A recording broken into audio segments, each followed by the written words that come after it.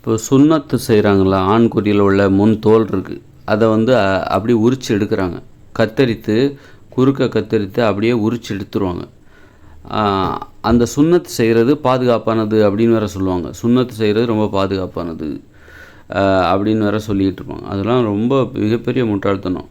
சுன்னத்து என்பது அந்த மாதிரி ஆண்குறியில் உள்ள மேல் தோலை உரிப்பது என்பது, அந்த சுன்னத் செய்கிற அந்த நடைமுறை என்பது எப்படிப்பட்டதுன்னா, இமைகளை உரிச்சு எடுத்தால் எப்படி இருக்கும், இமைகளை வெட்டி அதை உரிச்சு எடுத்தால் எப்படி இருக்கும், இமைகள் இல்லாத கண்கள் போல தான் இந்த ஆண்குறியில் உள்ள முன் தோலை வெட்டி உரிச்சு எடுக்கிறதுங்கிறது வந்து அந்த அளவுக்கு ஒரு இமைகள் இல்லாமல் ஒரு கண் இருந்தால் எப்படி இருக்கும், அது மாதிரி தான் பாதுகாப்பு இல்லாத கண். ஆண்குறிக்கு பாதுகாப்புங்கிறது, ஆண்குறி அந்த மொட்டு, அது அந்த முனைப்பகுதி என்பது மொட்டு போன்று மென்மையான ஒரு பகுதி, உணர்வுகள் நிறைந்த ஒரு பகுதி, அது மூடப்பட்டு தான் இருக்க வேண்டும், பாதுகாப்பாக இருக்க வேண்டும் என்று தான் இயற்கை வந்து அந்த மாதிரி ஒரு முன் தோல், அது மாதிரி சுருங்கி விரிகிற அந்த தோல் வந்து முன்னாடி இருக்கிற மாதிரி பார்த்துக்குது, படைக்கப்பட்டிருக்குது. இயற்கையே வந்து அந்த மாதிரி அது தேவையில்லாமல் இவங்க வந்து அதை கத்தரித்து என்ன பண்ணுறாங்க, கத்தரித்து உரித்து எடுத்துடுறாங்க. அப்போ அந்த முனைப்பகுதி எப்போதுமே பாதுகாப்பு இல்லாமல் தான் இருக்கும். சுன்னத் செய்வதால் அந்த முனைப்பகுதி இருக்கலாம், ஆண்குறியின் முனைப்பகுதி, அந்த மொட்டு போன்ற அந்த முனைப்பகுதி ரொம்பவும் உணர்வுபூர்வமானது, மென்மையானது, அது எப்போதுமே பாதுகாப்பு இல்லாமல் இருக்கும். அதனால் சுன்னத் செய்வது என்பது ஒரு ஆரோக்கியமான நடைமுறையே கிடையாது. இயற்கை வந்து தெரியாமல் எதையுமே வைக்கிறது இல்லை, எல்லாமே தேவை கருதி தான் வச்சுருக்குது.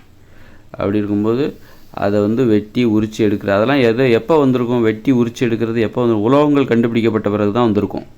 அது ஒன்றும் ஆதி காலத்தில் இருக்கிற ஒரு நடைமுறை கிடையாது. உலோகங்கள் எப்போ கண்டுபிடிச்சாங்க, ஒரு 3000 வருஷத்துக்கு முன்னாடி, அதாவது எப்போது 10,000 வருஷத்துக்கு கூட முன்னாடி கூட கண்டுபிடிச்சிருக்கலாம். ஆனால் மக்கள் கையில் எப்போ கிடச்சிது, எல்லா மக்களுக்கும் உலோகங்களால் ஆன கருவிகள், கத்தி, ஆயுதம், அருவா, இதெல்லாம் எப்போ கிடச்சிது, ஒரு 3000 வருஷத்துக்கு முன்னாடி தான் கிடச்சிருக்கும்.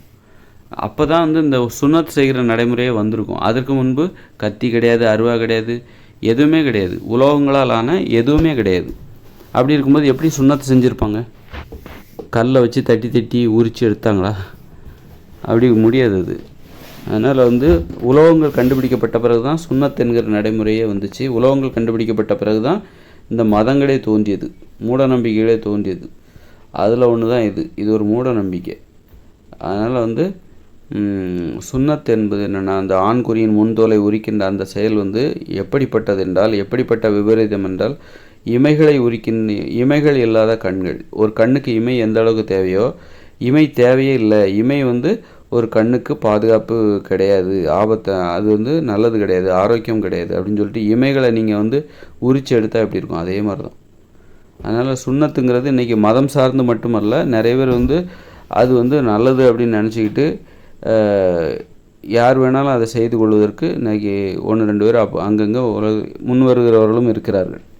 மதத்தை அடிப்படையாக கொண்டு தான் அதை செய்கிறார்கள் அப்படிங்கிறது பெரும்பாலும் நடக்குது. இருந்தாலும் அது நல்லது அப்படின்னு நம்பி நிறைய பேர் அதை செய்கிறாங்க, செய்ய முன் வருகிறார்கள். அதுவும் வந்து மூட நம்பிக்கை தான் கண்டிப்பாக.